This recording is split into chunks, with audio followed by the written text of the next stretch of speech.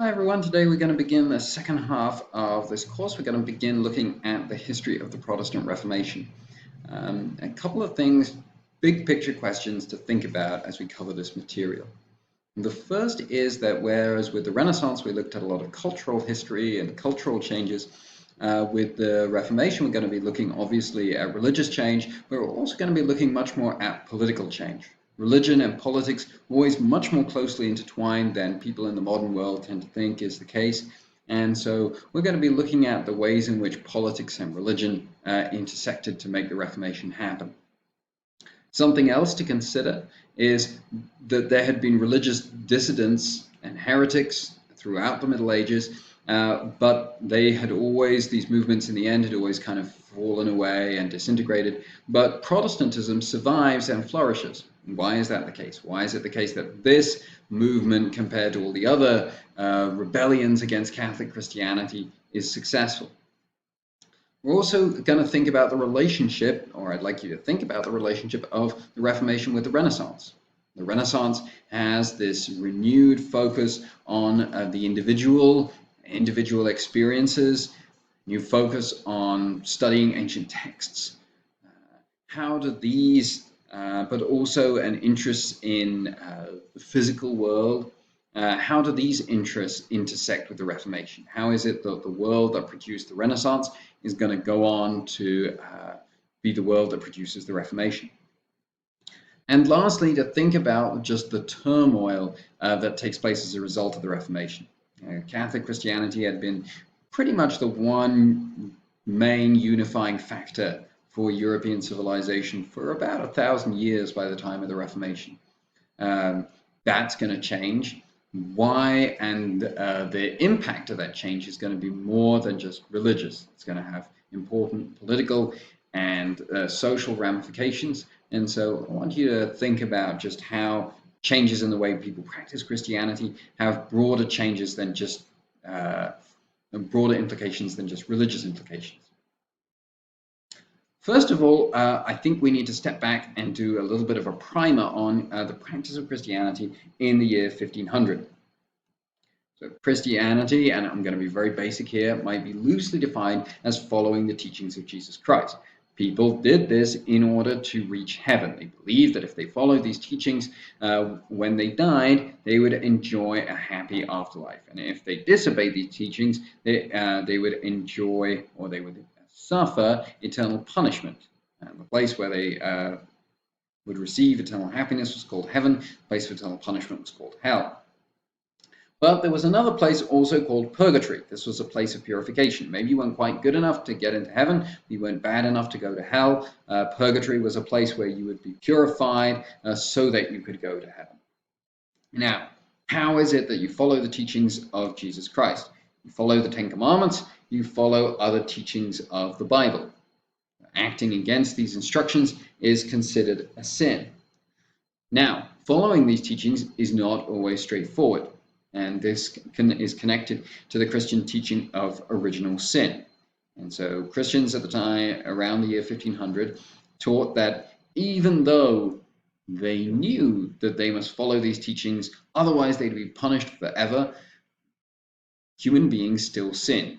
Human beings were still inclined to sin, every human being, because of the act of original sin. The act of original sin refers to the famous account of Adam and Eve in the Garden of Eden. Adam and Eve disobeyed God, and this in some way wounded and corrupted the human nature, the human nature of all the people that came after them.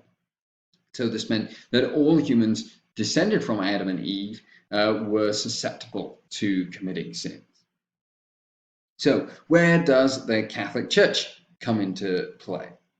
Catholic Church provides guidance for people on how to live this lifestyle through the authority of the clergy. Clergy is a broad term that refers to bishops and priests. The teaching was that these bishops and priests are the successors of the apostles who were commissioned by Christ to preach the gospel. And so if you're reading the Bible, if you're reading the New Testament, or even if you're reading the Old Testament, and you're wondering, how do I apply some of these rules in 14th century Europe? over 1300 years after the death of Christ, then you go to those who learned from the apostles, at least figuratively speaking. The idea is that you want to know what Jesus really meant by some of the more cryptic passages in the New Testament, you should ask those who know him best. You should ask the apostles. When the apostles die, you should ask the people who knew them best, the bishops, and then it follows on from that. And so the church, because the Catholic Church has this authority to teach people what is a sin and what is not a sin based on the authority of the clergy. The church also provides models for how to live this lifestyle. These models are called saints. These are the men and women who the church has deemed successful in following the teachings of Jesus. And so these saints remain as an example and as a memory. So church provides authority, the authority of the clergy, models of holiness, and how to get to heaven with the saints, and most importantly, the church provides the sacraments. So the sacraments are a series of rituals. The role of these rituals is to provide grace to human beings. Human beings who, remember, are wounded by original sin. It means they're inclined to sin. And so the Catholic Church provides human beings with sacraments, and through the sacraments they receive grace. Grace is a spiritual power that God gives to human beings to help them resist sinning. Even when they say, oh, I want to take it, I want to steal something, I want to be selfish, grace helps human beings to avoid giving in to those temptations. And the Catholic Church taught at the time in the Protestant Reformation that the chief way to to receive grace as a Christian was through the sacraments. And there were 7 sacraments.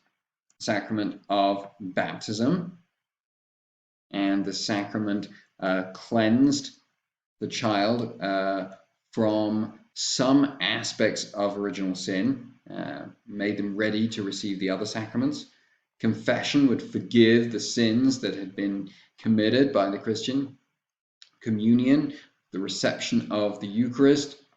Catholics taught that this was truly the body and blood of Jesus. This was a spiritual food to help people to live lives of holiness. Sacrament of confirmation to strengthen Christians in their lives of faith. Marriage to bless the unions between husbands and wives. Holy orders to create more priests and bishops. And then extreme unction to prepare the Christian for death. Most important of all these Catholic rituals that provided grace was the Catholic Mass. And the Catholic Church taught that it was through this ritual that Jesus, who had offered himself in atonement for the sins, all the sins that would ever be committed by all humans, that this sacrifice was represented. It wasn't carried out again, but it was represented to God as an act that would be pleasing to God by his faithful followers. So it was still a type of sacrifice. Some other aspects of Christian practice that were important at the time of the Reformation, the practice of relics. Relics referring to bones or clothes of the saints. And so venerating relics was a way to be close to the saints, to ask for their help and intercession as you try to live a life of holiness. Penance, these were acts of fasting or acts of prayer that you would do partly to show God that you were sorry for your sins, partly to train your will not to commit those sins again. And then, last of all, and most controversially, of course, the practice of indulgences.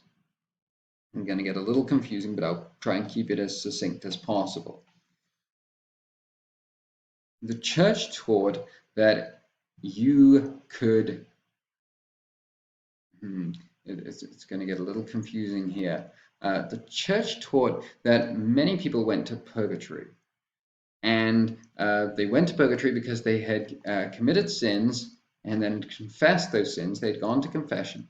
The priest said God forgives you of your sins, but there's still something left on the account. So you still have to pay to replace the window that you broke, for example. Even though you've been forgiven, you still have to pay that back. And in this case, we're talking about in spiritual terms.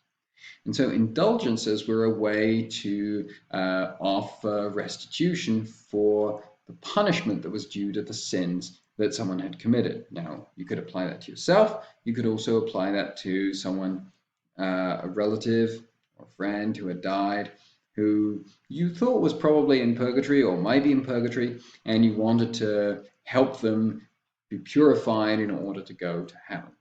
So these are the basic practices and rituals of Catholic Christianity prior to the Protestant Reformation. And the Protestant Reformation will radically challenge this synthesis of the mechanics of salvation at this time. I'm going to stop there. We're going to talk about Martin Luther in the next video.